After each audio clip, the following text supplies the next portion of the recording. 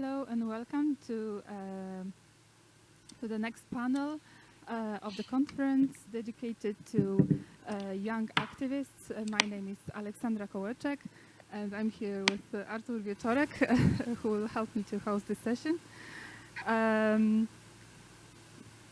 First, we would like to introduce our participants, the young activists. And the young activists that we are hosting today are the members of the EGAT Poland, European Green Activists Training Group.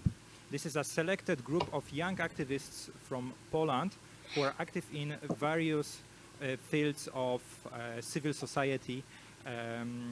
They work in young people working in various areas of green activism. We would like to share their voices, show you their profiles and their paths towards green activism in Poland. Next slide, please. And what we would like to tell you a little bit about is the European Green Activist Training. It is a training that is happening in 5 different countries, funded by the Green European Foundation and co-organized, co-hosted here in Poland by the Strefa Zieleni Foundation. In this training, a selected group of 20 young activists from Poland took part in 3 online and offline meetings here in Poland, as well as e-learning phase, and now they are in a phase of developing their own civil society projects.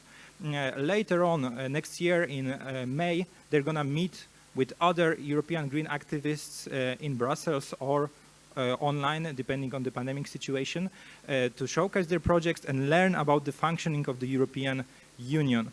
So the aim of our project is to network, to bring together young people from all over Europe to transform the European society and influence the current situation. And with us in studio is one of the activists, Nadia Wierzbicka. The others will be joining us on the via the online conference. Yes, on the next slide we have our participants, and let me just shortly introduce them before we give the floor to them. So, first of all, Mateusz Orzechowski, climate and human rights activist, member of the Youth Climate Council, founder of Climate Copernicus, participant of Greenpeace Changemakers Action Camp, and a vegan. Weronika Szkudlarek, who is a member of Polish Greens. She focuses in her activism on ecology, human rights, and medical education. She works as a local coordinator of Women's Rights Center program in IFMSA Poland. Nadia Wierzbicka, who is also here with us, is a local activist and freelance artist. She attempts to introduce social change with artistic tools. She's also a volunteer for campaign against homophobia and participant of GEF project EGAT. Next is Weronika Dąbrowicz, who is 21 years old, computer science student at Łódź University, privately a math and space geek. She takes part in variety of organizations such as the youth organization Razem, Fridays for Future, in Poland called Młodzieżowy Strajk Klimatyczny. Bartosz Marzec, he's a climate activist, young political activist working for a better future in Lublin, who is also one of 32 advisors to the Minister of Climate in Poland. And last but not least, Kuba Bilski, who is local airstrike activist who graduated from software development at Plymouth University. He organized climate events, marches and happenings. So the floor goes to our first speaker, Mateusz Orzechowski. Okay, Mateusz, are you with us? Yeah. Okay, the floor is yours. Yeah, thank you. So, hi everyone, and let's go. Yeah. So, I started my activism because I could not longer live passively, watching what was happening around me. And I wanted to contribute to the fight for climate and basic human rights. I was also led by the IPCC report, by which I learned for the first time about what is really threatening us, about our planet dying. But how did I start it? And the next slide, please. So it started quite loosely. I have made a petition to the city authorities to ban the use of single-use plastic in municipal institutions. I started collecting signatures after my neighbors, and then I thought, hey, why not do it with someone? Maybe someone has the same need to act as me. So I posted an ad on Facebook that I was looking for people to join a group dealing with the fight for the environment and climate. And this is how the later Copernicus Climate Collective was created. At the beginning, about 10 people came to the group, with whom we collected 300 signatures and brought them to the office. Then, together with my team, we organized the first youth climate strike in Grudziądz, attended by over 200 people, and sparked the first debate on climate change in our city. So, are the beginnings easy? It depends. Whether you come across cool, active people or have to act on your own. Nevertheless, it is worth using your energy to do something important. It brings a lot of good humor, while something you did made a real change. In our case, our activities led us to participate in such events as the Youth Network event and the European Green Activism Training, where we operate not only on the local or national level, but also at European one. Remember, however, that activism is a marathon, not a sprint. Don't do what you don't have the strength to do. Don't sacrifice if you don't feel it. Don't step outside your comfort zone if you are not ready for it, because such action can only harp or kill your activism, taking away your will to continue. But from there, we have to move on the important question. So next slide, please. And who can be an activist? And literally anyone. Everyone can get involved in their local community or in nationwide activism. Activism has no imaginary framework that if you don't block the streets, you can't be an activist. Any activity is activism. Getting a basket of menstrual products for your school, going to a protest, or creating a petition, and much more. Anyone who feels willing to act can get involved with activism. So create your own groups, join others, and take action. Thank you. Amazing, thank you very much. And now we go directly to our second EGAT participant, Weronika Szkudlarek. Are you with us, Weronika? Okay. Yes. Go on, the floor is yours. I would like to show you a brief summary of two types of social activity that I'm the most dedicated to, which are climate, political activism, and some kind of medical activism, I would say. for me, the difference between being a volunteer and being an activist is that activism is something more than just volunteering. It always comes from anger or disagreement. And I believe that you become an activist when you decide to take the initiative and change the world in some way. It can be the whole big world or just your little one, your city, your neighborhood. And this is how my activism started. Since I remember, I've been working as a volunteer for many NGOs, foundations, things like that. And I found it a perfect way to spend my free time productively, meet interesting people who are passionate about what they're doing. But at some point, I felt that's not enough. In high school, I got really angry and realized that some people, even in my own city, die in car accidents because the bystanders are too worried or don't have enough knowledge to help them in a proper way. And that's easy. So I became a leader of youth paramedic group in my school, and I started teaching people in my city about first aid. I organized a lot of classes for my peers, for my teachers, and with a group of friends, we even performed some performances on the street where we pretended to be injured, and this way we encouraged residents of our city to train their first aid skills.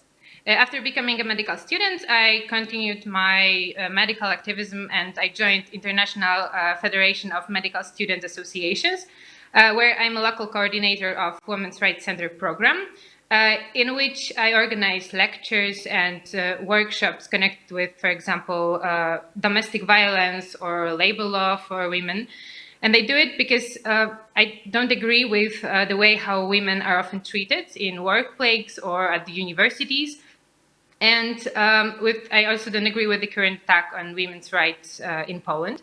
And I believe that the best way to fight against it in this particular case is education. So I try to spread the knowledge and make people fight for their rights. And next slide, please. The education is also crucial in climate activism or even wider political activism. The story behind my climate activism isn't long. It started last year before elections to the European Parliament, when I participated in mini-model European Union simulation, which was part of a campaign called This Time I'm Voting. And I just wanted to try something new, and I got interested in it, so I decided to take a part. There we were supposed to devise a line of reasoning on the particular matter, and then debate, and then carry out a legislative process, just like in the European Parliament. And in my opinion, it was a great idea that we were not representing ourselves, but all participants were divided into main political groups randomly, and we were supposed to present their standpoint. So our topic was energy union, and to prepare to this simulation, I started reading a lot about energy, European Green Deal, climate change, and so on. And it really changed my perspective, this whole project, because I realized that firstly, I realized that the real change happens in politics, in national parliament, European institutions, and on the streets where we as citizens protest and fight for our rights and visions, and by our voices we have an impact on politicians' decisions.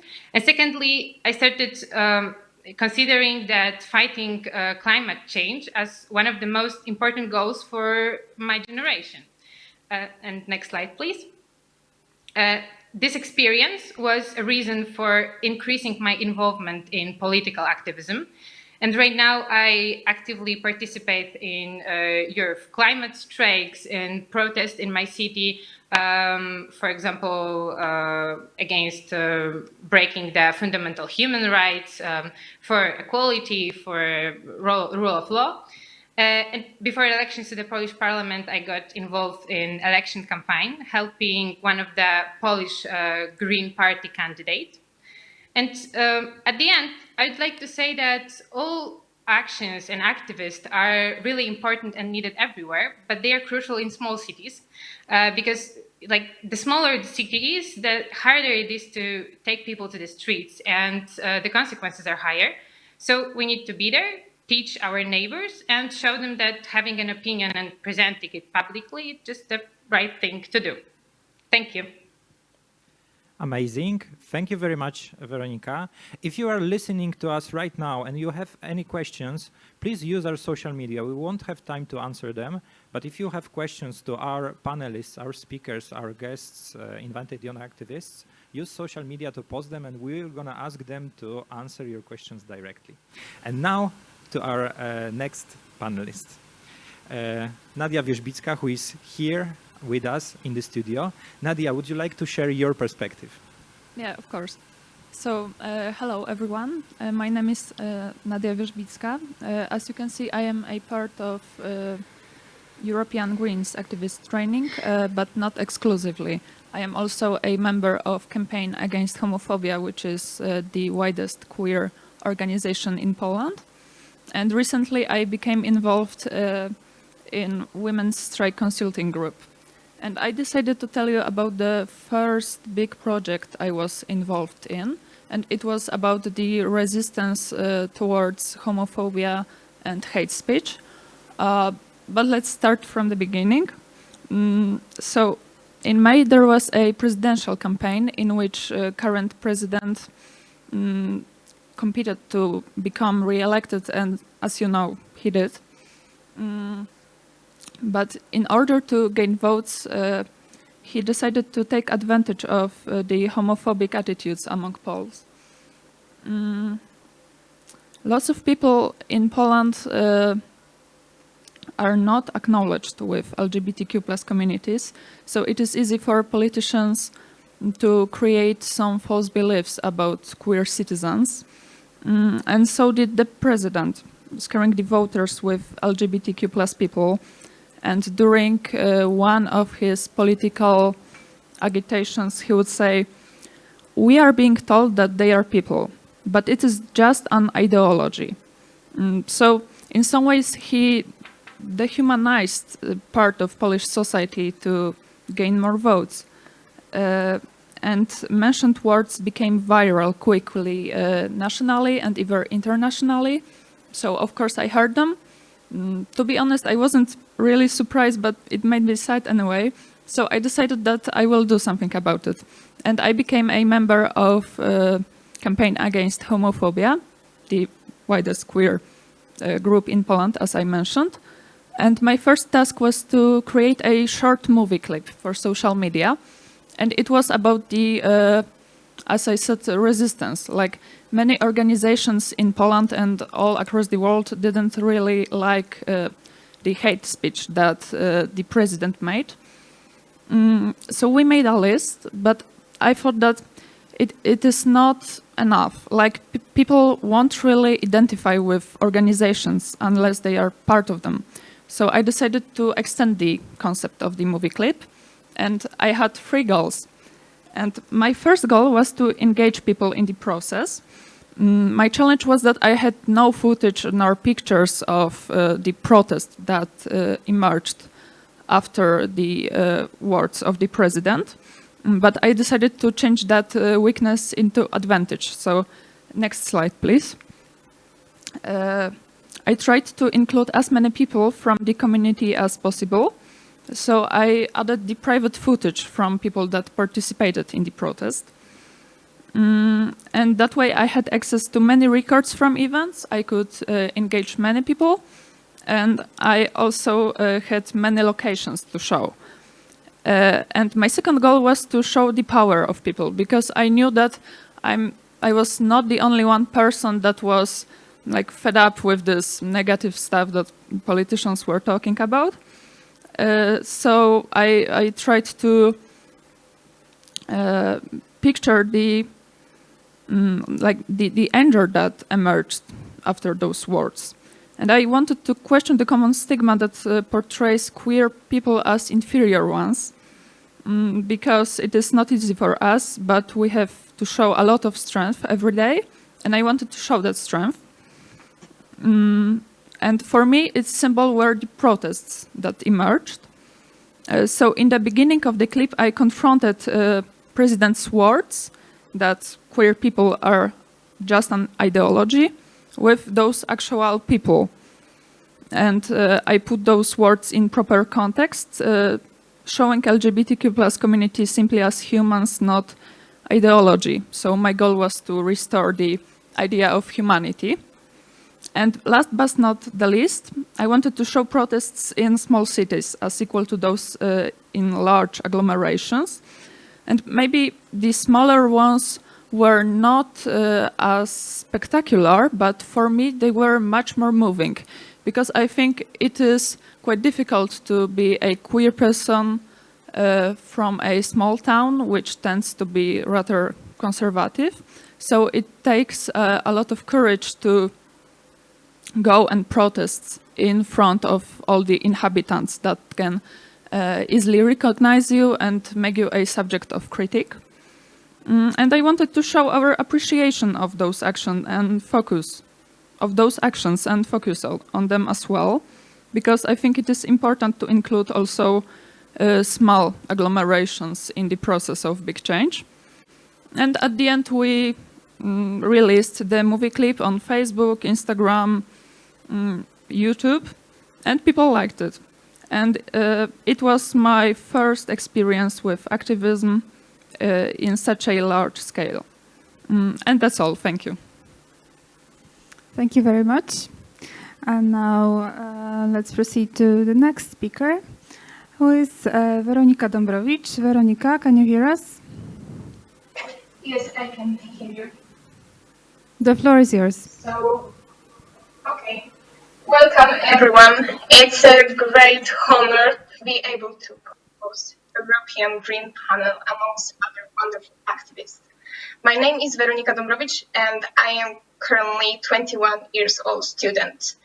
Pertaining to proper activists, I am an avid member of the left-wing young organization Razem and the Razem Party, as well as other climate, animal, and human rights organizations.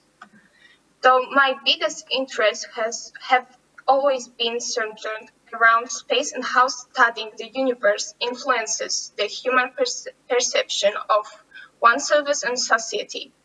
The geocentric theory of the universe claims that the Earth is the center of the universe and other objects such as the Sun, Moon, and individual planets in the solar system go around it. As humankind, we have always been asserting our superiority over other entities, which is proven in this theory that places the human as the center of the universe, disregarding other beings. Next slide, please. The occurrence that first made me realize how crucial it is to handle the world with kind gloves, using empathy and research rather than treating it like an playground was the slaughterhouse vigil in Kutno, where up to 10,000 pigs lost their lives on a daily basis. In Poland and all around the world, groups of activists organized vigilante demonstration. The Animal Safe Movement group coordinates such activists. Until earlier in the Kutno slaughterhouse, the third biggest abattoir in Europe. The vigil is about accompanying animals in their last moments.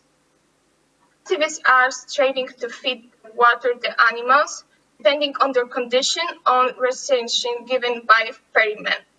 But amongst other things, it's primarily about making a statement, conveying in the message, proving people unaware of the double morality of transporting living creatures and slaughtering them for the delight of taste, which through uncertain information a real wage of the situation. The world is so fast and busy that we don't have the time and company to evolve every aspect of our lives. Next slide, please. When I think about how much pain we inflict on incompetent instances, creatures, and about the impact of meat on the emission of the greenhouse gases into the atmosphere, this is I think this is not how should be the conception of the highly developed civilization. And social concepts of eating meat of specific species of animals makes it hard to see the dissonance between our love for empathy and sensitivity and eating pork chop. Moreover, our mentality of being a more species, the more significant, the more privileged, the more valid. And we think we deserve comfort at whatever cost, even if those of animals lose their lives and go through agonic pain. The issues of the climate itself does not deflate more from the reasons why people eat the flesh of some animals while raising others as family members. Of course, those with the highest capital, people who run corporations, without any financial consequences causes changes that the poorest will have to pay. The graduates people continue to over-exploiting resources and emit greenhouse gases, distributing the gas balances of the atmosphere in which we are able to exist. What causes or drive to self-destruct is, in my opinion, selfish way of thinking. Being convinced that we are the chosen species of our lives means something in the face of cosmos. This is, and I think I can done there. So thank you very much. And there's a next speaker. Amazing. Thank you very much. Okay, so now we go to the next speaker, Bartosz Marzec. Bartosz, are you with us? Yes, I'm here with us. Okay, you may proceed. So, hello everyone. I'm really happy to be here and share with you my experiences with activism. What made me to act and demand actions for climate from our government? It was the moment when Andrzej Duda, President of Poland, during COP24 in Katowice, in his opening speech, said that there was no contradiction between burning coal and climate protection, and that Poland had no intention to phase out coal, claiming incorrectly that it has 200 years of coal reserves. That was so unbelievable that someone like head of country said that during climate summit. A crucial event after which I could call myself as an activist took place in my town, Lubartów, when Polish president arrived to start his presidential campaign before elections. Then I showed up with a banner, Save Climate, Save People. You can see a photo on the left side in the presentation. When President saw me, he said that he invited young people to plant trees. That was so ridiculous. Of course, that trees are important, but President who is able to change climate policy invite young people to plant trees.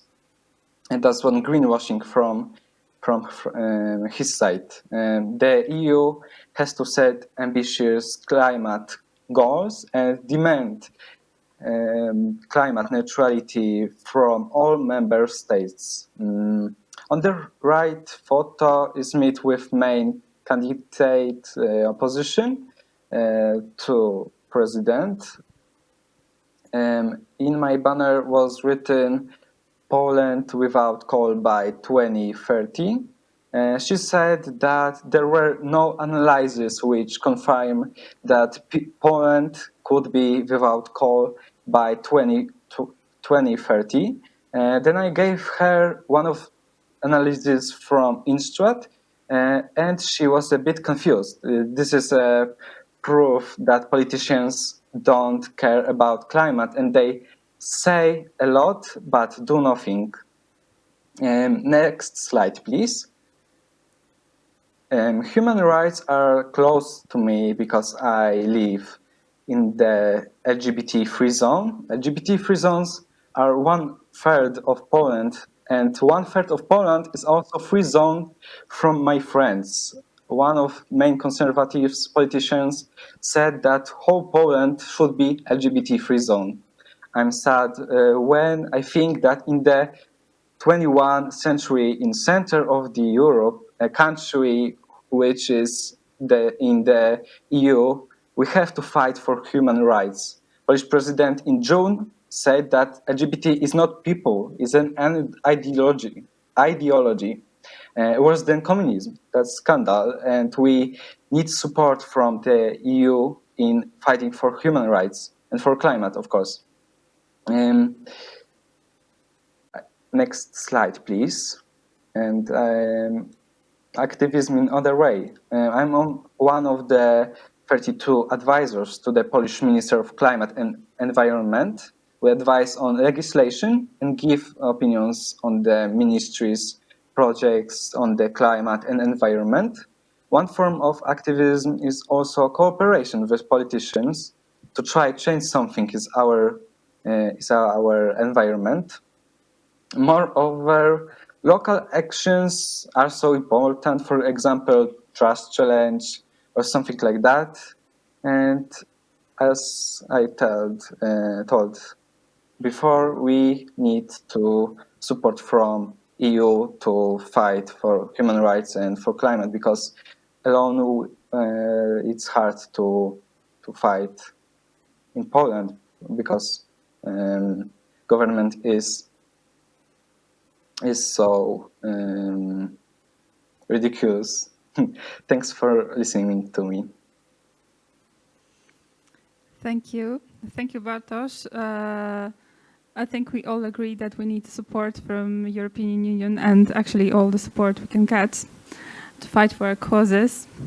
And now let's give the floor to Kuba Bilski.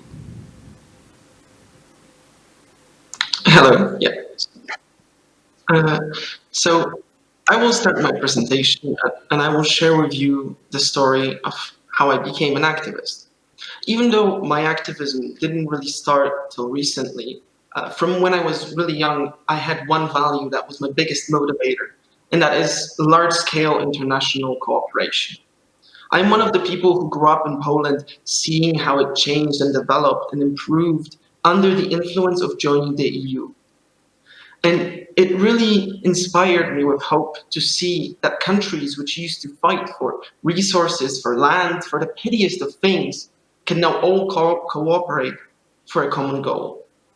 And this imbued me with hope that we can maybe achieve this globally, that maybe one day we could all cooperate as one big bloc if this European project will work. But I didn't feel as if Poland really matched my values, so I planned to leave. Poland to go to a country which is more progressive, and I wanted to start out by studying in England. And that really, next slide, please. That really let me test my values, because going to the UK, I was allowed to study on the same exact rights that any UK citizen would, because of the EU regulation. And I got the experience of living there and studying for 3.5 years, and I'll be honest, not even for a day, I felt like I was a foreigner. I didn't fit in perfectly, but about on the same level I would in Poland.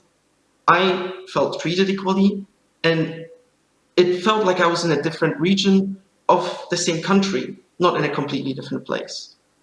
But there were some stark differences. Next slide, please. The discourse around global warming and around social progressive issues was astonishingly different. The UK isn't perfect, but I could see in comparison how much difference there was between this dialogue, and that it's possible to achieve that it's possible to get to a place where even in a conservative region, you can rarely hear anyone say that climate change, global warming isn't real. So seeing that, and seeing that Poland was becoming the biggest stopping force of any climate change action done by the EU, I felt like I needed to do something. I felt like in order for the EU to work, the progressive, the more aware people can't just keep leaving the country and go to other ones which are more progressive. We need to gain the knowledge and come back and try and do as much as we can to raise awareness and help our country move in the right direction. So I joined Airstrike, I joined the Greens, and I joined Extinction Rebellion, and I helped, and I'm still actively working in all those groups to try and bring up on awareness and change. The two of my favorite events that we ever organized, as you can see, are pictures from them right there. One is the biggest climate march strike that we had in Łódź. And the second one with Extinction Rebellion is climate execution, which we organized, and it really got us some really interesting results and reactions from people.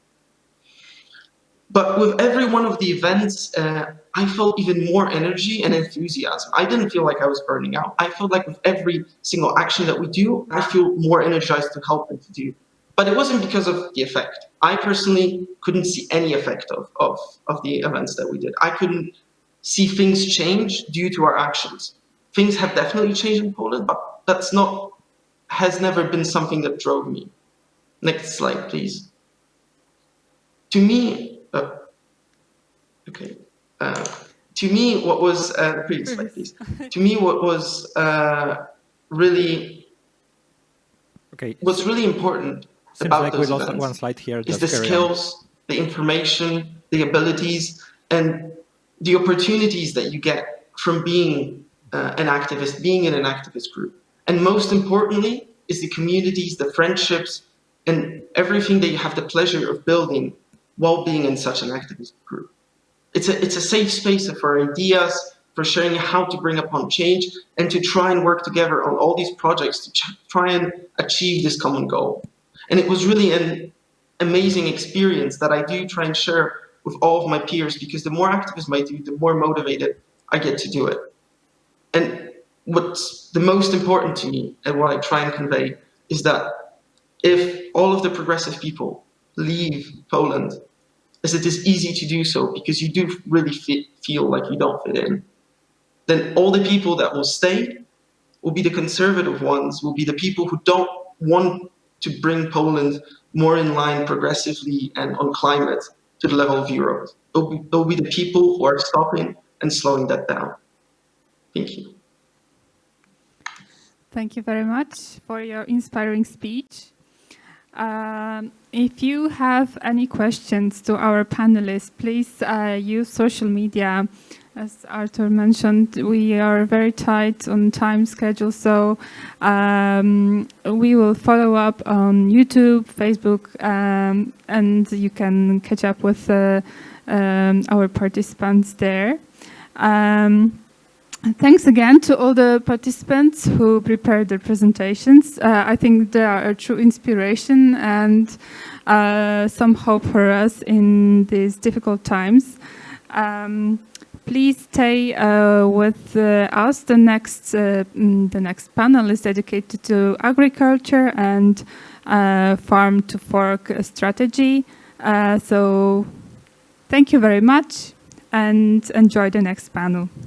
Thank you very much. Thank you for being with us. Thank you.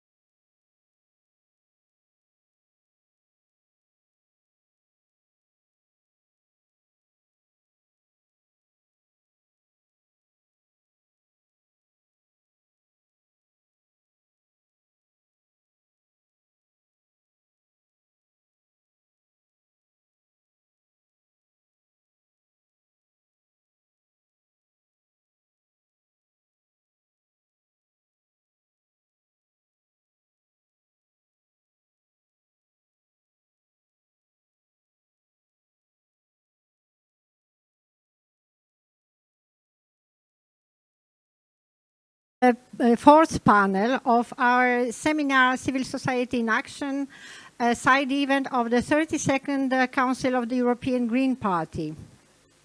This time we will speak about food and agriculture. The title is The Hard Path from Farm to Fork. Please, can you show us the short video?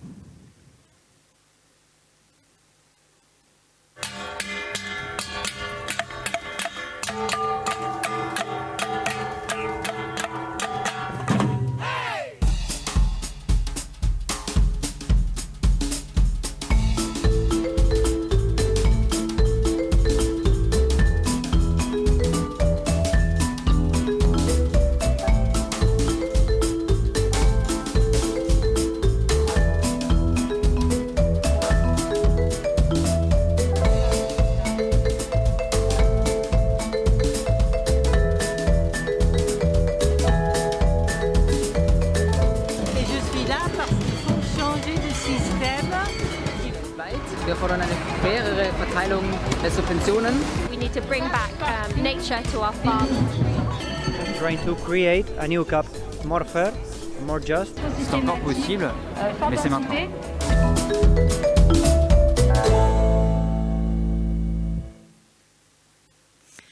Dziękuję bardzo.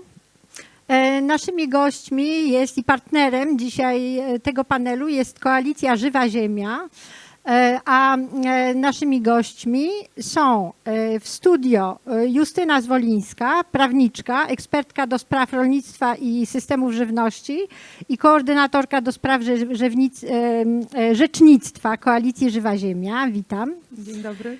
Po mojej drugiej stronie również w studio Dorota Metera, ekspertka do spraw rolnictwa ekologicznego z Forum Rolnictwa Ekologicznego, członkini Rady IFOAM i Ministerialnych Rad do spraw rolnictwa ekologicznego i GMO. Dzień dobry. A online na linii mamy Marcina Galickiego, który jest... GMO, sorry for having, I was speaking on the wrong channel, sorry. Marcin Galicki, economist, the creator of Food Rengen and also member of Living Earth Coalition. I wreszcie mamy również and finally Agnieszka Makowska, who is who is a farmer and coordinator at Living Earth Coalition. At first, a question to Justyna Zwolińska, whether the video that we saw at the very beginning, does it illustrate well the challenges that you are thinking about and for which you created Living Earth Coalition? I think they are challenges that were illustrated really well, and they are not only my challenges, but they are challenges to the majority of consumers and citizens, especially those who are aware that if we destroy this economic foundation of farming, if we destroy the resources of water, soil, if we pollute the earth and we treat agriculture just as any other sector of the economy, focusing on quick profits, so focusing on the economic dimension without bearing in mind that it's an area that gives us life, that's also a place where people live and work in rural areas. Then, as the oldest person from the video said, there is no future. Unless we have systemic changes, there is no future. So we should stop talking about farming or agricultural policy, but we should start talking about food policy. So one where we automatically combine farming as the part that gives us food and not just as an area that's supposed to give us as much profit as possible without taking care of consumers' interests, without taking care about the environment or climate. And the thing that's the most difficult now is common agricultural policy in the years 2021-2027 and how we arrange that. There are political changes coming, and we are not going to take the decisions only in Brussels. The member states are getting a lot of influence, so through their strategic goals they can decide what's going to happen in agriculture.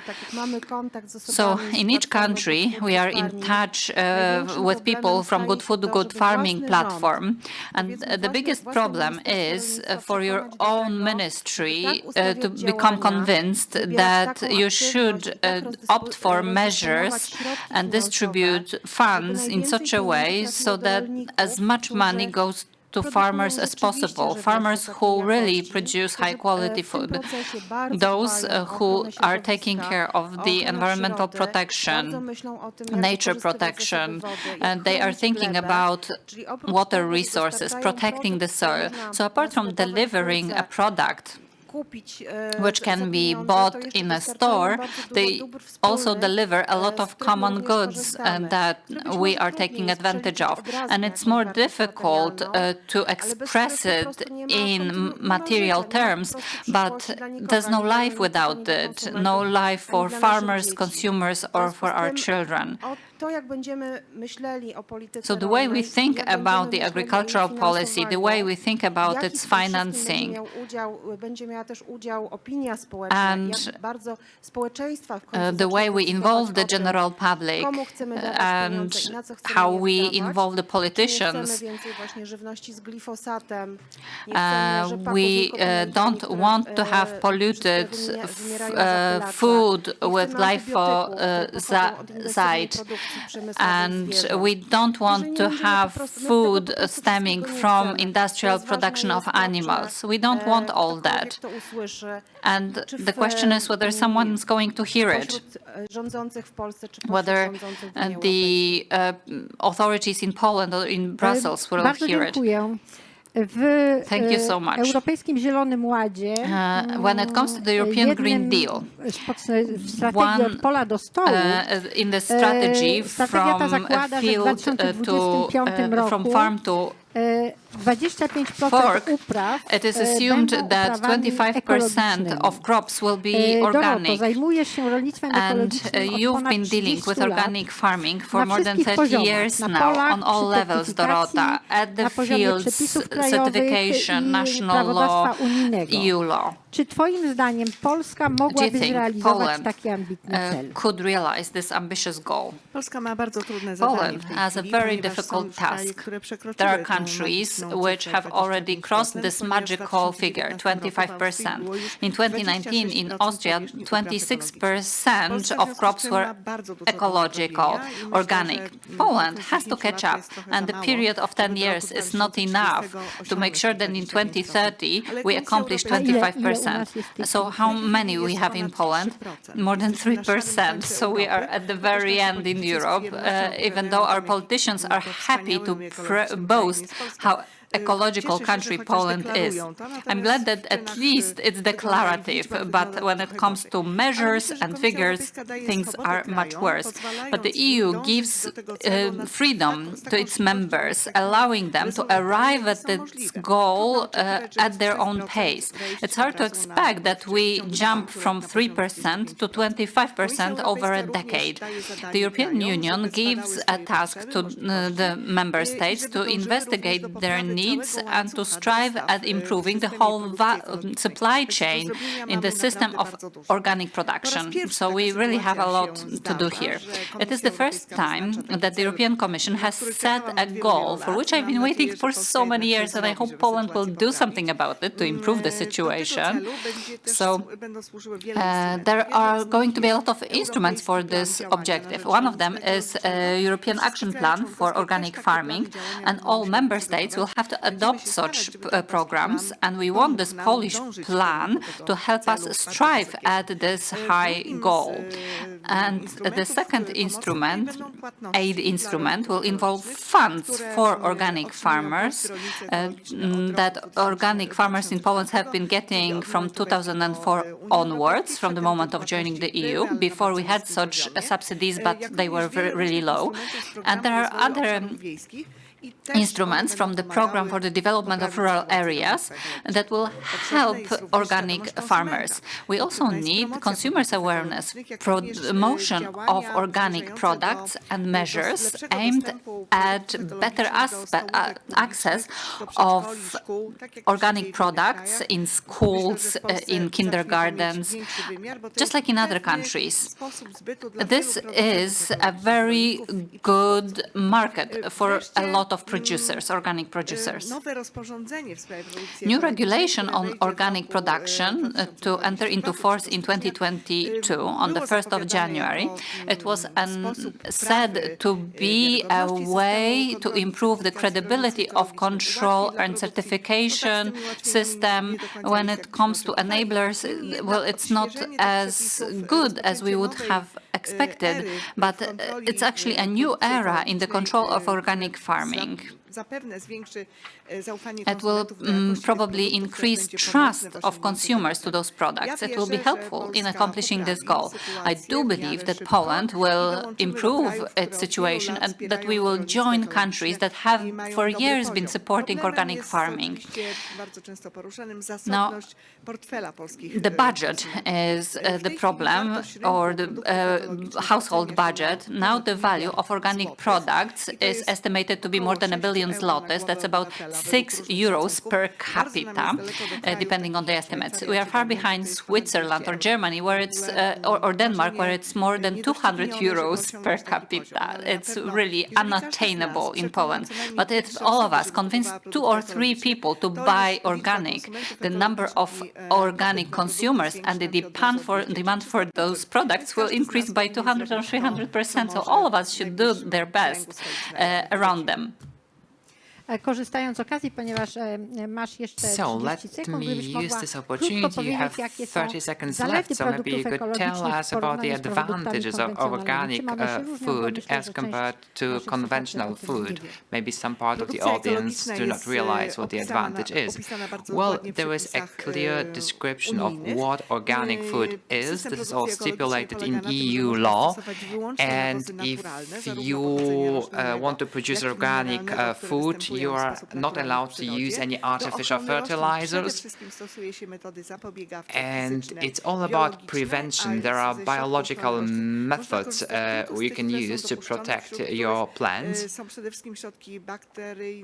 And also you could use some viruses or bacteria to protect your plants. And when it comes to animal breeding, you need to care about the good conditions for the animals. They need good treatment and good food, and they need free space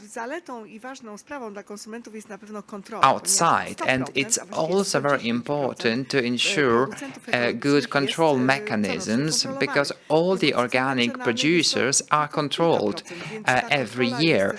Like 100% of the organic producers are controlled every year. And when it comes to conventional producers, it's just a tiny percentage that is actually controlled. So you can trust organic producers. Well, I think that Marcin Galicki can confirm that we can trust organic farmers. Dorota Metera was talking about this problem that Polish people are not aware of the difference between conventional and organic agriculture.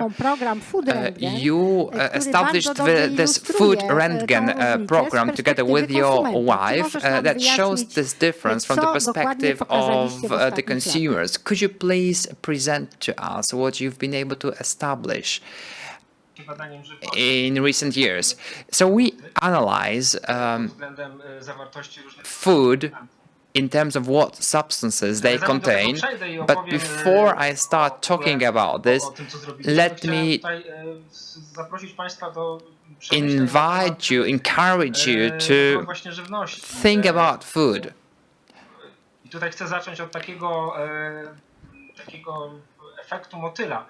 And there is a butterfly effect. I'm sure you're familiar with this term.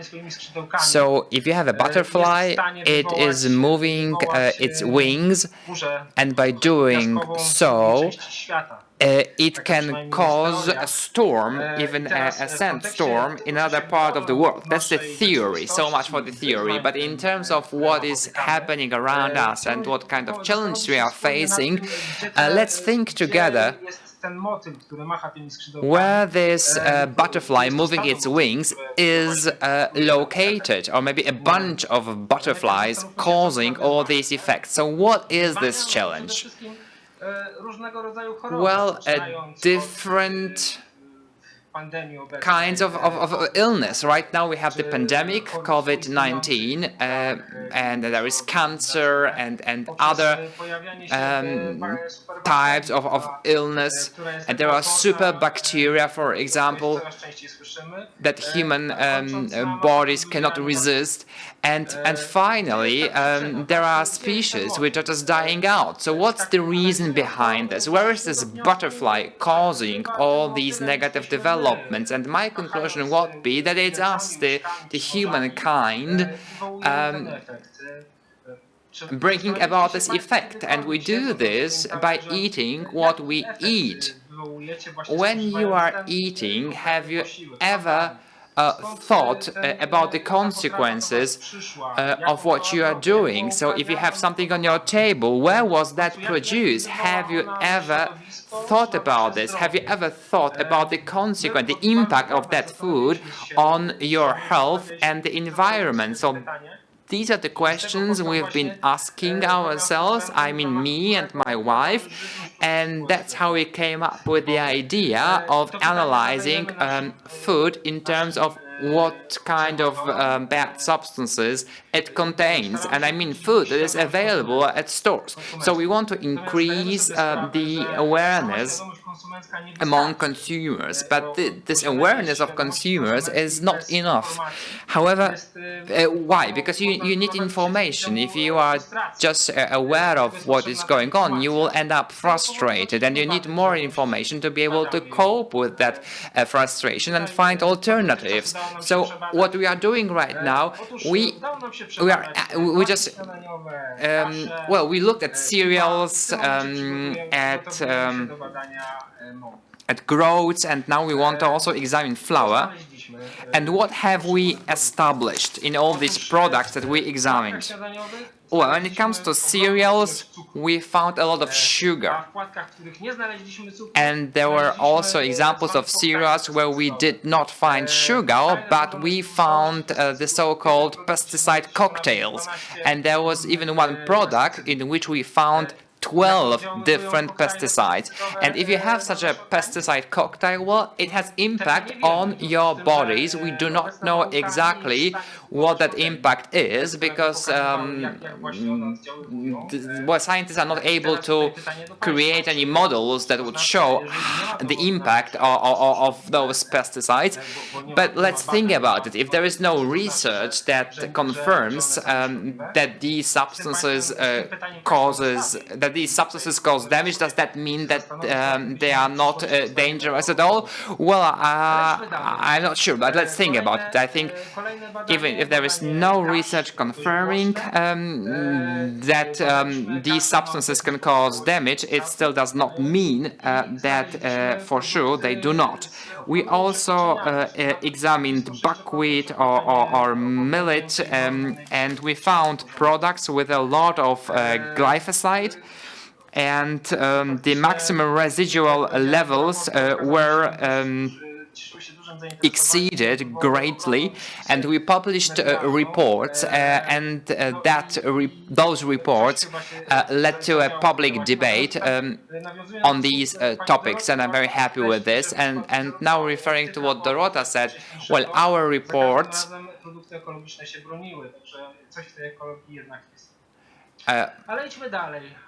showed clearly that organic food is better.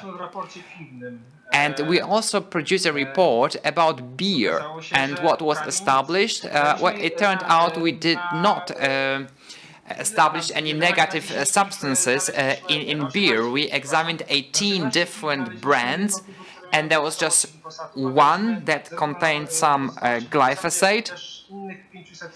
However, we examined not just glyphosate, but also hundreds of other substances. And the results were very good, and we were surprised, and we started thinking, how is this even possible? In the previous analysis, we found all these substances, and in the case of beer, we did not. And we asked the beer sector, and we were told that the beer sector, the breweries, change their behavior because the suppliers were forced to deal with this problem. So this awareness was there, and that's why the breweries fixed this problem, and we did not find any negative substances in beer. So you can see that we can be very effective, and sometimes it's good to move your wings when you are even a small butterfly, because you can actually change a whole sector. And now we are going to produce a report on flour, and we'll see whether we are wrong or right. And whoever is interested in what we are doing, please follow us. This report on flour is coming soon, so we are trying to set this snowball in motion. We've joined the Living Earth Coalition, and based on our analysis, a petition has been drafted, a petition that is addressed to the Prime Minister, and we want a decrease in the use of glyphosate, and I would like to encourage you to take action. So this is really important, and that's what the young people were talking about in the previous panel. And whoever is interested, please visit our website or contact me in person. We'll be happy to answer your questions. Thank you very much. Thank you. Well, indeed, you are playing a very important role, and there are no other organizations that would be doing such research, that would examine products available in stores. And we know it is a serious problem in Poland because there are a lot of products that contain pesticides, and it is part of this from farm to fork strategy. And many farmers in Poland are alarmed because they have never been taught how to cultivate their land without pesticides, and that's why they are so worried. But this is possible. They just need to be taught how to do this, and this can also generate profit. So it's not like that you cannot generate a significant profit if you cultivate your land in an organic way. Now the next speaker, a coordinator of the Living Earth Coalition.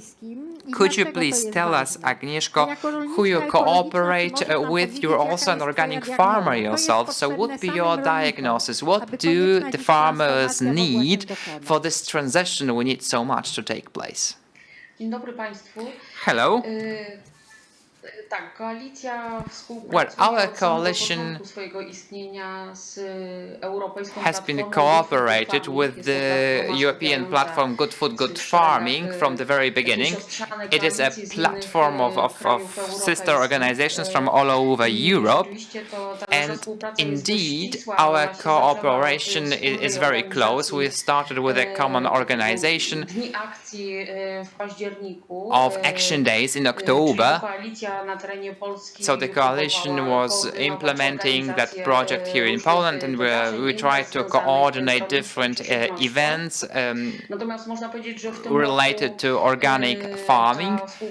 And this year, our cooperation has been strengthened and broadened, because for some months, together with other organizations, we've been running a campaign, a social campaign. In May, there was a campaign that went for several months, addressing the members of the European Parliament, and we wanted to get this message across to them so that they can prepare for their involvement in designing this new common agricultural policy, so that they see that the times have changed, that we are now facing different challenges, and that's why our agriculture should change too.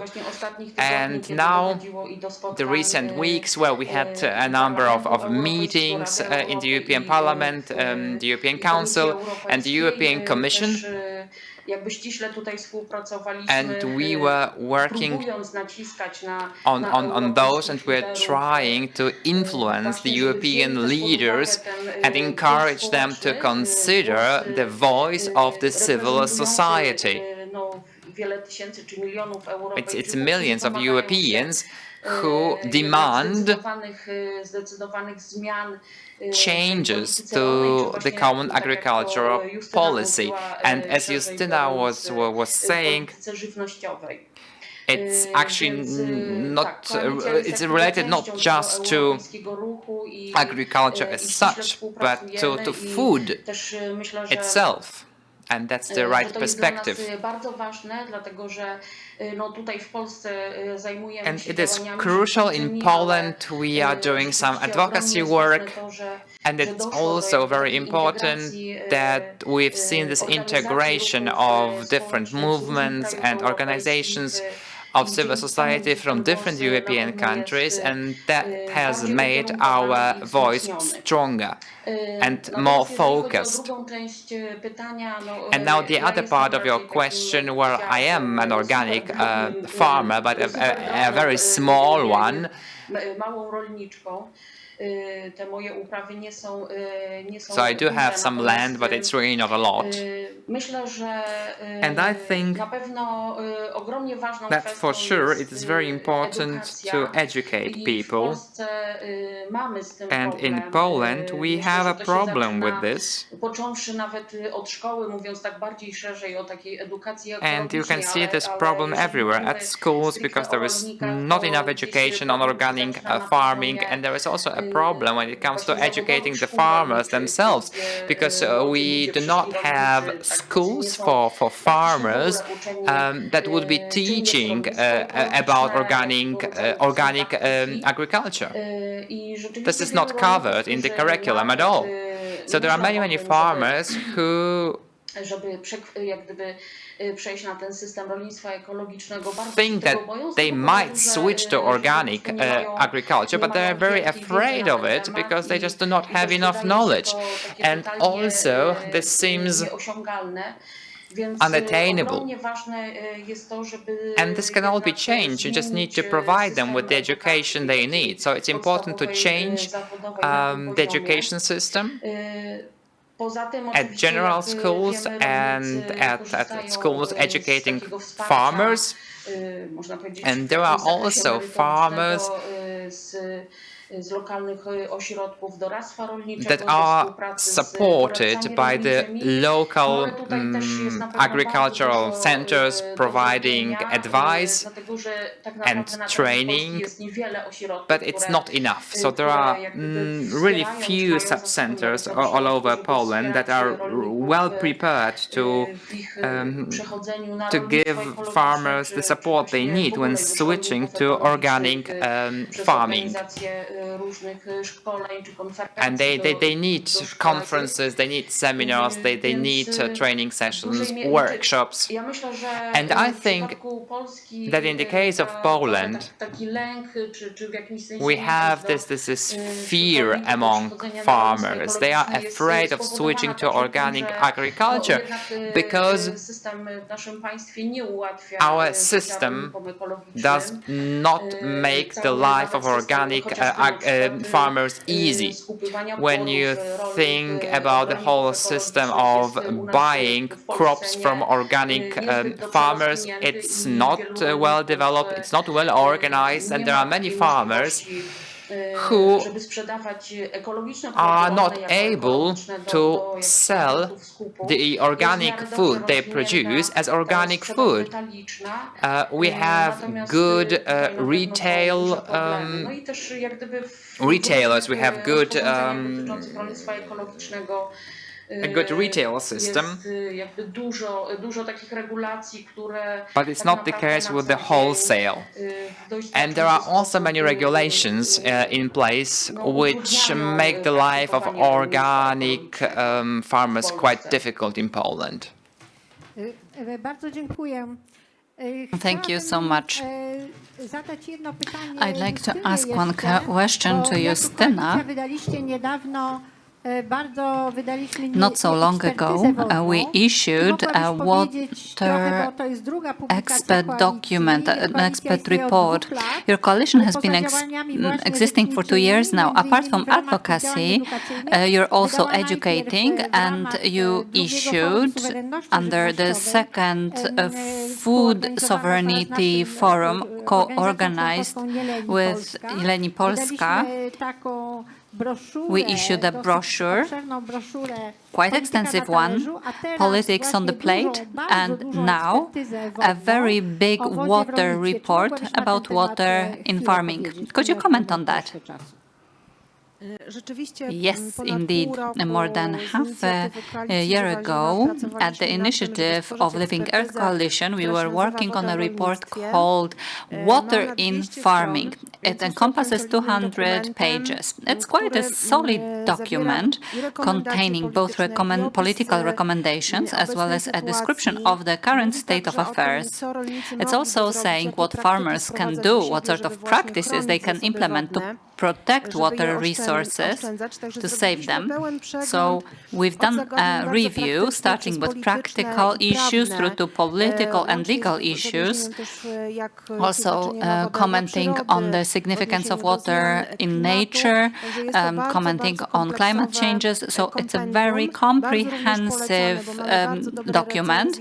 We have very good reviews, and several scientists have commented that this was a very good guidebook, especially for officials and politicians to go in this direction, taking care of protecting of water resources in Poland and to protect water in farming, because we've been facing this huge problem. We have an ongoing agricultural drought. Estimates have been saying that next year it might be a problem of hydrological drought in Poland. So unless, and I'm speaking bluntly, unless we stop this stupid management of water without saving water resources, and instead using more and more artificial fertilizers, pesticides, that result in the fact that soil doesn't retain water, interfering with river courses, digging new trenches, leading water out. It's just as if we were cutting the branch of a tree on which we are sitting. We don't want to be in a situation without water, without farming, without food, and instead with serious political conflicts, crying and search for imported water.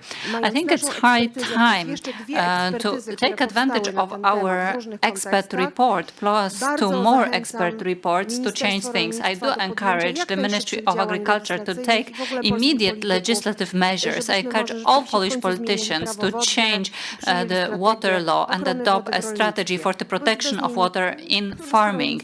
Without it, there's going to be the agriculture will not survive. Yes, we're commenting on the same thing as under the previous channel. We were talking about catchment management. It's not enough to talk about just a river, but about the whole catchment. And that's the overlapping point, water management. And we need to change the approach of the authorities to this topic. It's a problem that has to be solved nationally and at the EU level. We need to debate it because the Water Framework Directive is, of course, a good regulation, but it's not sufficient. So, by all means, we need to work on that. Now, I wanted to ask you one question.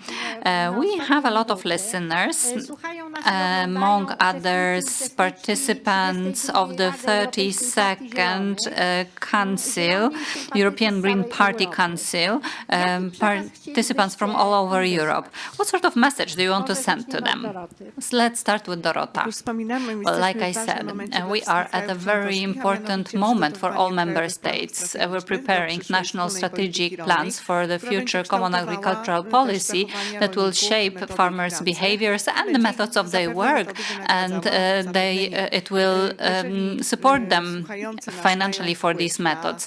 And those who have impact on the decision of governments by means of consultations, they should reach out to the authorities in their countries to make sure that the provisions about organic farming are positive, and to make sure that we can support ecologically friendly farming, farming that's friendly for nature and people, to support the local producers.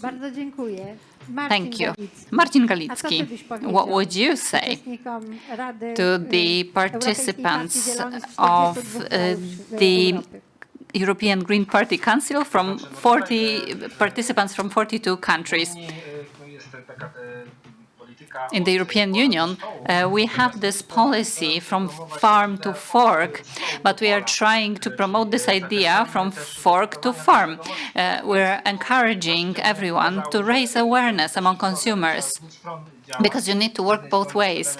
On the one hand, raise awareness among farmers, change farming towards more environmentally friendly and people friendly, and on the other hand we need to raise awareness among consumers, because we have this poor farmer who is trying to produce and sell his produce. What can he do if there's no demand for his produce, even though he's putting so much effort? How he's supposed to sell it? So awareness, when consumers are aware that only good food, nutritious food, is people-friendly and environment-friendly.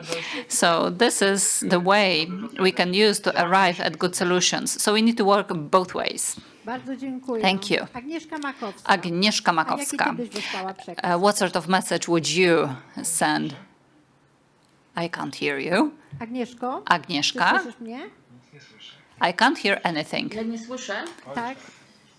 Our panelists cannot hear us. Now I hear. Now we hear. So what sort of message would you send, Agnieszka, to the participants of the 32nd European Green Party Council?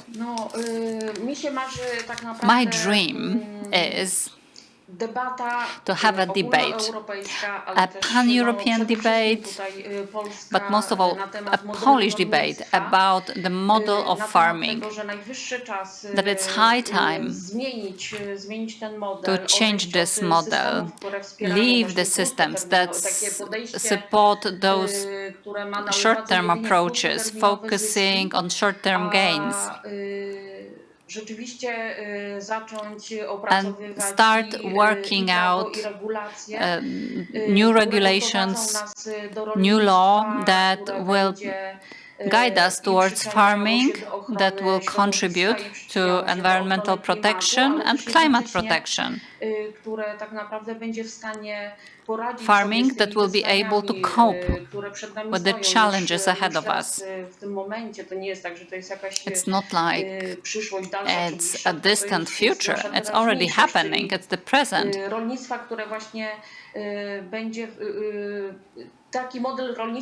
So a model of farming that will let us produce our food, ensure food safety, but that will be adapted to the challenges that lie ahead of us. Być może zbytnio tu skręciłam głównie może do polskich przedstawicieli. Well, I may be giving a message mainly to the Polish citizens, but actually it's a message for whole Europe, underlying that in Poland we need to start this public debate about this. Thank you so much. Justyna, you have the last minute. Very quickly, I have a list of 5 things for all politicians. Don't let farmers to be divided. Because we say we have a Polish, Dutch or Czech farmer. As a result, common policy is not common. Don't let agro-industry speak on behalf of farmers, because they don't have a common goal. Make sure that those farmers get subsidies that take care of the environment, produce good food and take care of animal welfare. Make sure that we are not a continent that intensively manufactures animal based on monoculture with GMOs and glyphosate. Thank you so much. And now we invite you to the next panel. We have a 10 minutes break, and in 10 minutes we will meet Magdalena Środa, Professor Magdalena Środa, and we will speak about women's rights. 10 minutes break.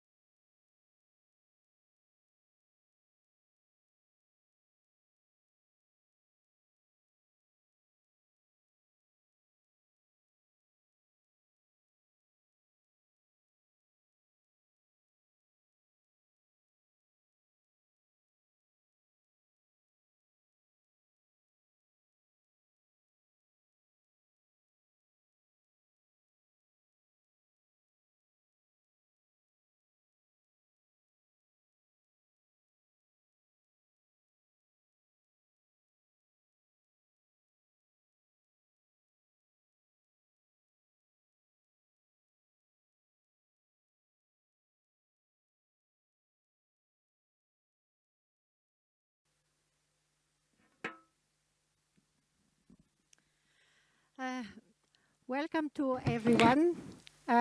See again at the conference Civil Society in Action, organized by the Green European Foundation and the Polish Green Foundation Strefa Zieleni. This time we will speak about women's rights, and our partner is the Congress of Women. Please show us the video.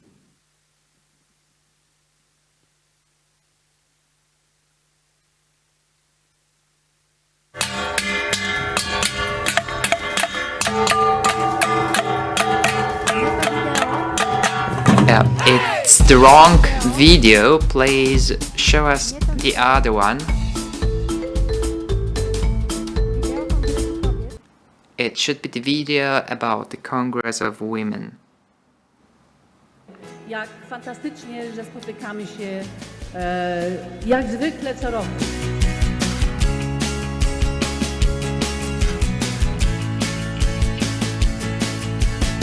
Rozpoczynamy 11. Kongres Kobiet.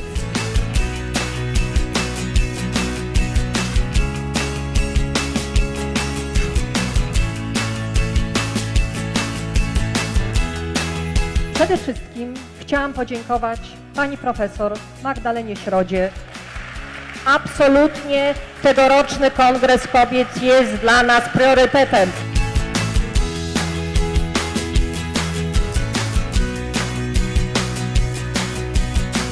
Feministka, gospodyni wiejska, Olga Tokarczuk!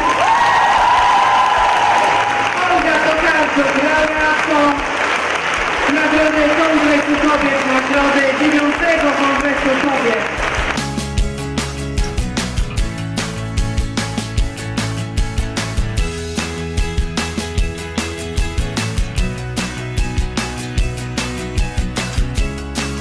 Wszystkie osoby zostały zaproszone, wszystkie mogły skorzystać z tego zaproszenia.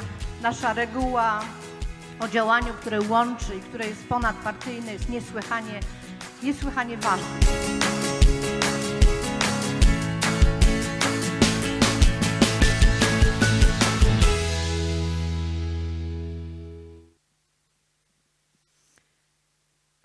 Bardzo dziękuję. Czy ja już mam na linii panią profesor? Thank you. Do we have Professor Środa with us? Is she online? Yes, I'm here. So, hello Magda, let me introduce you first. Professor Magdalena Środa. University of Warsaw, and she is co-founder of the Congress of Women.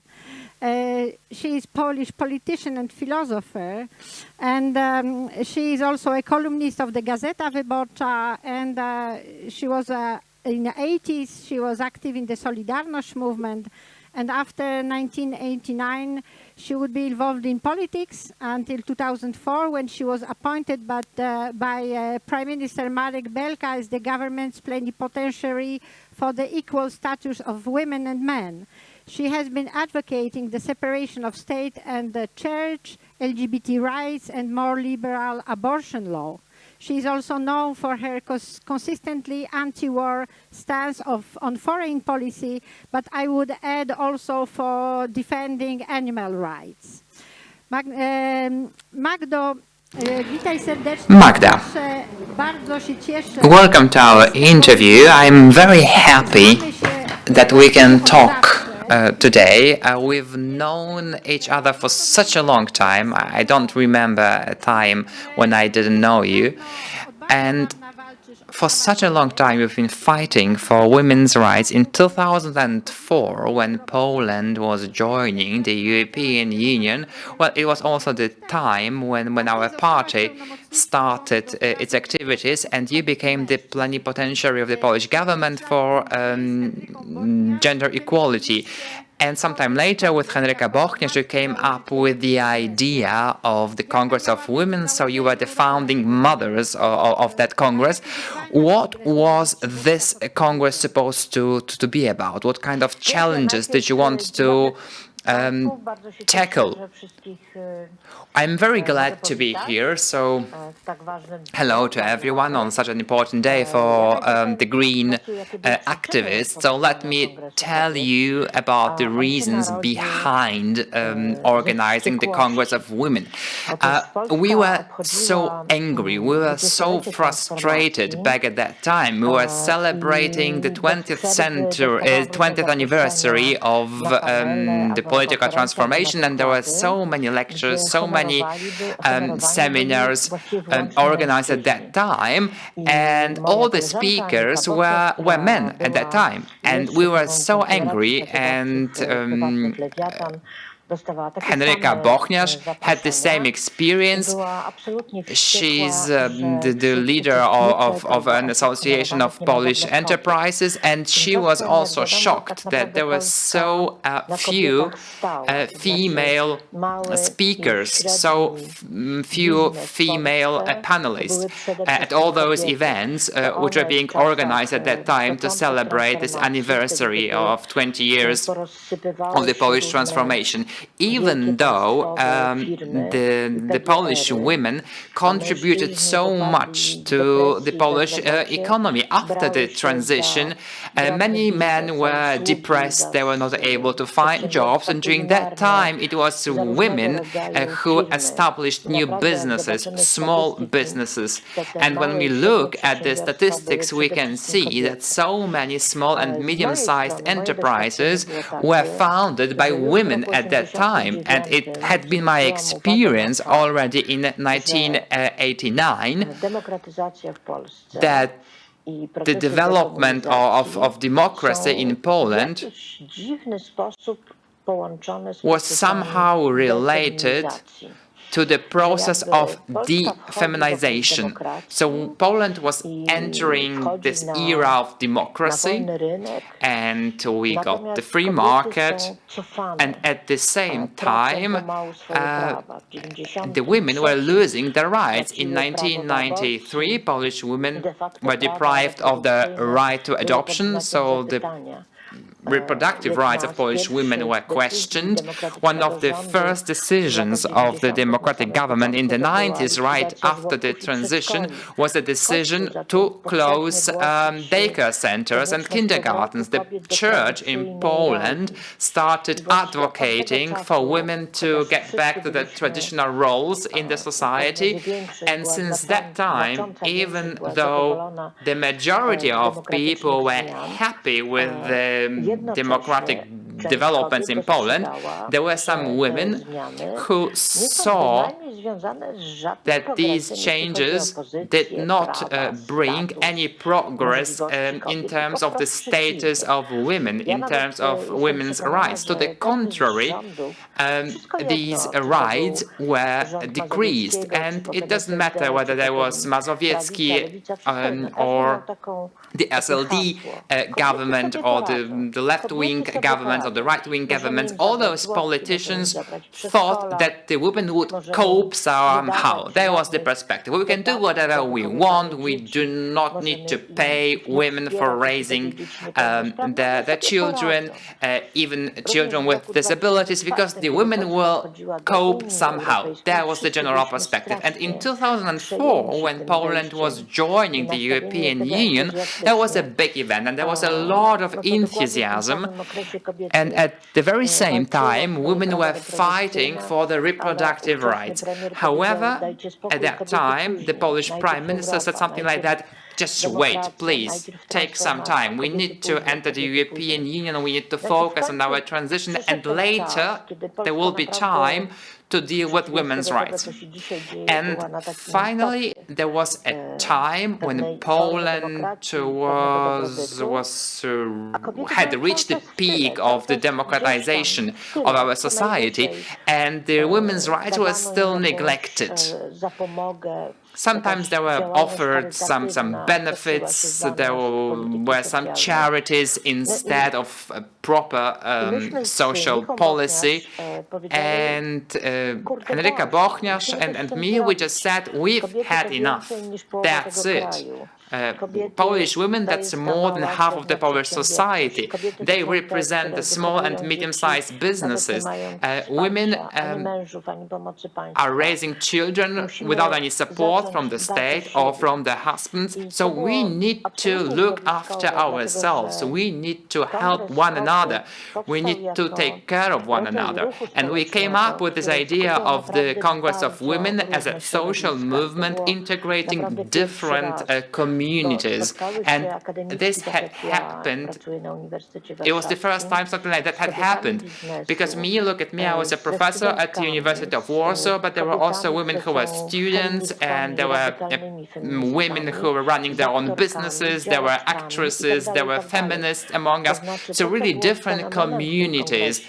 And it was really nice that our slogan, this concept of organizing this Congress of Women, just to sum up what we had achieved since the transition, political and economic transition in Poland, to take the floor, to speak up, to say clearly that women's rights are not just a topic for some NGOs. This is something that concerns all the women in Poland. So that's how the Congress was organized for the first time. And let me say one important thing. Nowadays we have these strikes of women, and let me stress that the Congress would not have been organized if it had not been for so many different organizations like the Women's Party of Manuela Gretkowska. So it was an initiative that preceded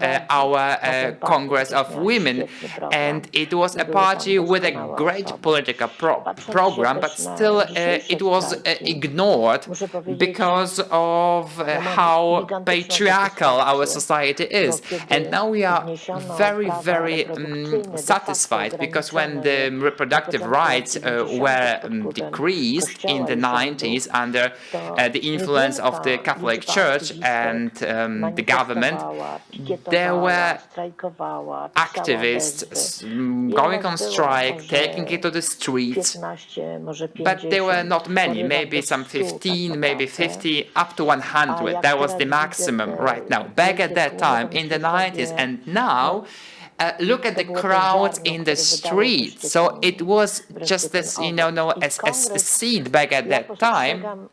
And now we can see the results of having planted that seed at the beginning of the 90s.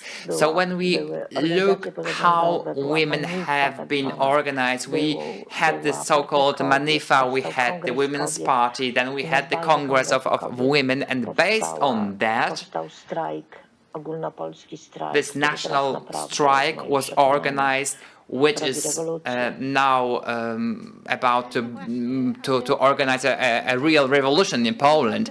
However, please explain how it happened that the Congress of Poland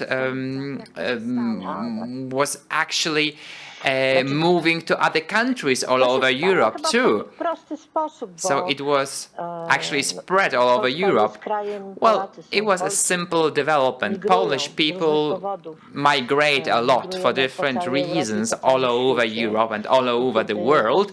And when our Congress of Women was organized, we had people from France, from Belgium, from Germany, from Vienna, and other cities and countries all over the world, and those people approached us and said that they would like to participate in our initiative. However, the Congress was supposed to have different locations. We wanted to be like a fountain. We wanted to be present everywhere. We did not want to have just one single location in Warsaw. We did not want that Congress to be a Warsaw initiative. We wanted to be present in the regions, and that's why we had all those plenipotentiaries of the Congress of Women who started their activities first in the different voivodeships in Poland, and then all also in the so-called powiat, so on the local levels. And we wanted those women to be there, to be able to address the local problems and also to show solidarity, to bond with the local women. And that's how the initiative was spreading all over Poland. And there were also girls and women who lived abroad, and they joined us, and they were following what was going on in Poland, and they are still following this. And they said, well, we want to organize our congresses of women where we live, and we want this exchange of information and contacts to be as intensive as possible. So they wanted to stay in touch with their country of origin, and they also had the specific problems of the Polish communities living abroad in a different civilizational context as compared to what we have in Poland, so in Belgium or in Vienna and in other countries. We would have events addressing the local problems, so Polish people living abroad, but there were also initiatives supporting what we were doing in Poland in order to increase solidarity, and this is still happening. I think tomorrow I will make a video for the Congress of Women in Brussels. It's going to be organized online, unfortunately. That's all we can do right now, because it used to be a big event in Brussels, and the local authorities were involved and the members of the European Parliament, so it was really a big event, and it's very interesting to see that there are many differences between Polish people living abroad in different countries, depending on the specific nature of a given region. So what we are doing in Poland, well, there are differences between different regions in Poland, and there are also differences between our events organized in different countries. And every year we invite women from countries where women are trying to organize similar initiatives, but sometimes they're not able to do so, like countries like Belarus or Azerbaijan. We even had a delegation from Saudi Arabia, for example, one year, and there is always someone from Ukraine and from Russia. So right now it's a very international initiative. And I think it's also sad because the problems that women have turn out to be similar all over the world when it comes to violence or sexual abuse and women's rights not being respected, and women tend to have a more difficult situation in terms of being able to make a career, and also in terms of how democratic the governments are in the countries where all these women are located. You've already mentioned several topics, and I participated in a Brussels Congress last year.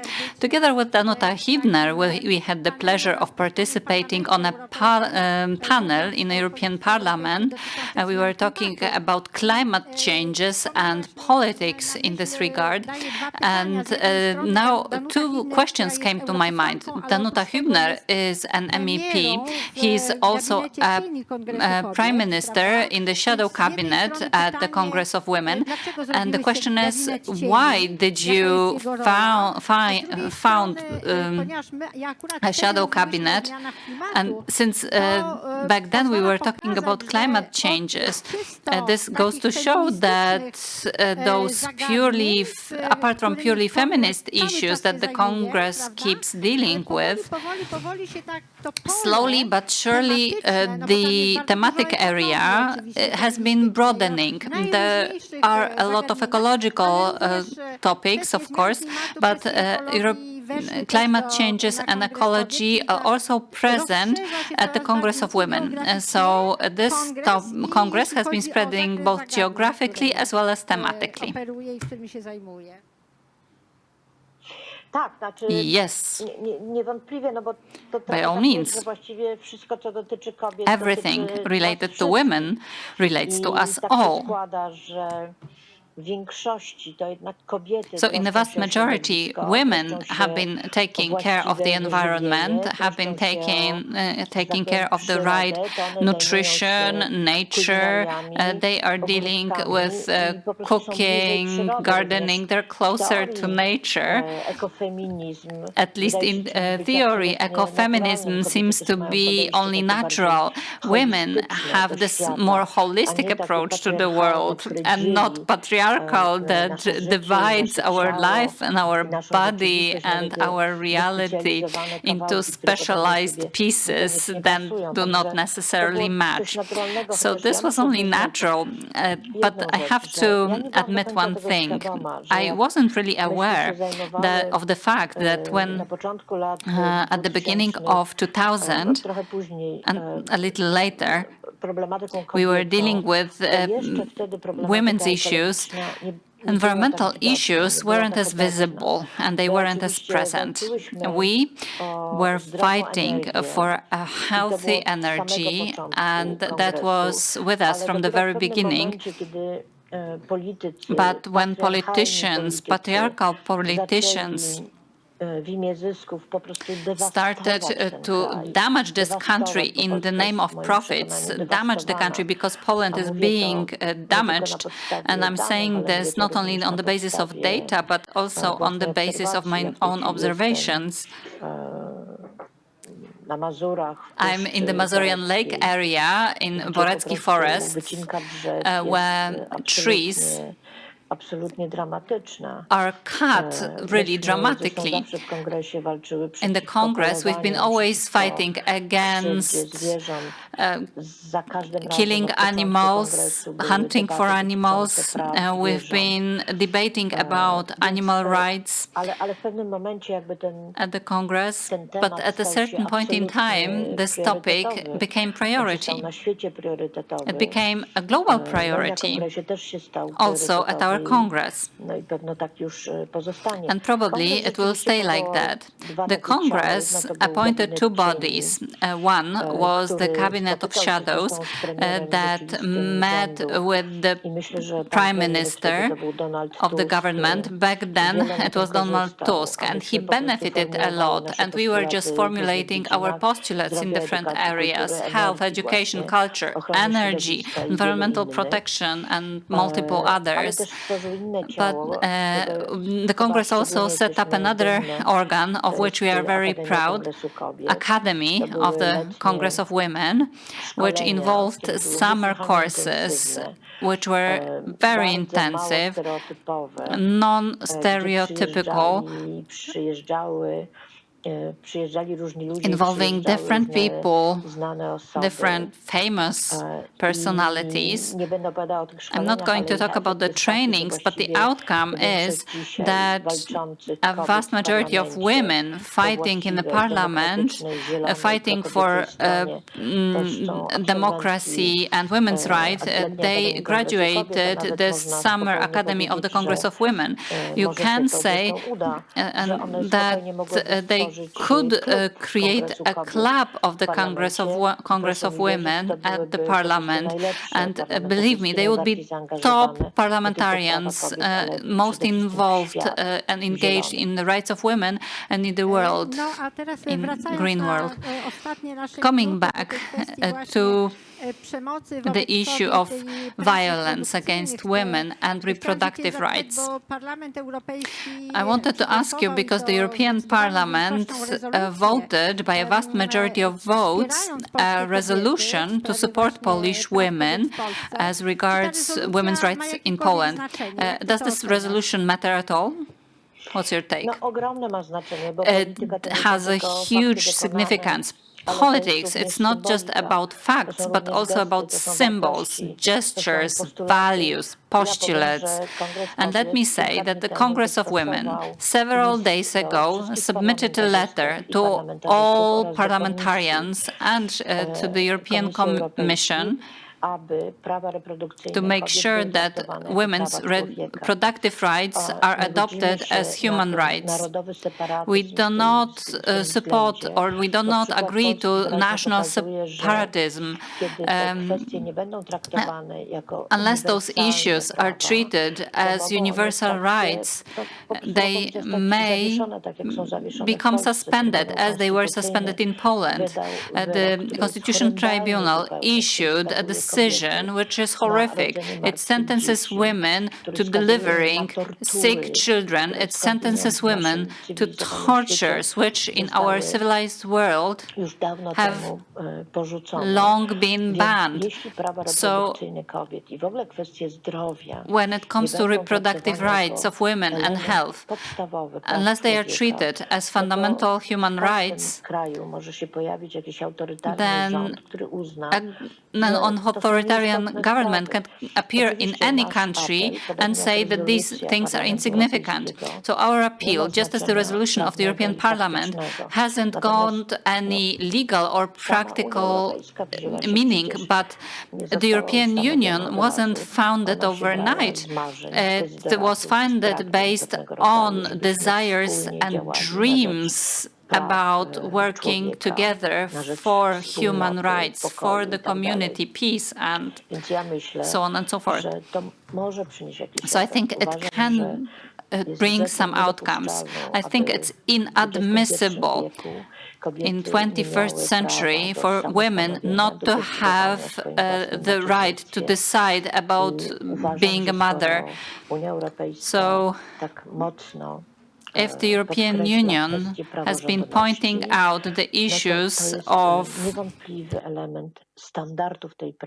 rule of law, then really the observance of reproductive rights, rights of women to autonomy and to take own decisions about one's own body and motherhood, I think these are fundamental issues.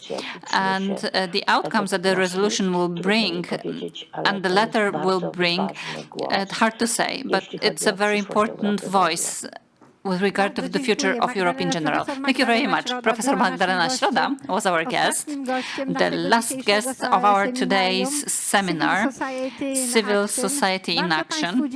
Ladies and gentlemen, thank you so much. Thank you to all of the organizers.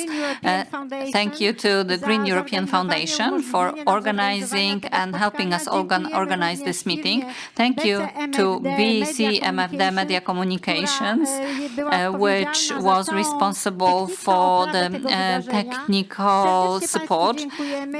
And thank you very much, ladies and gentlemen. We wish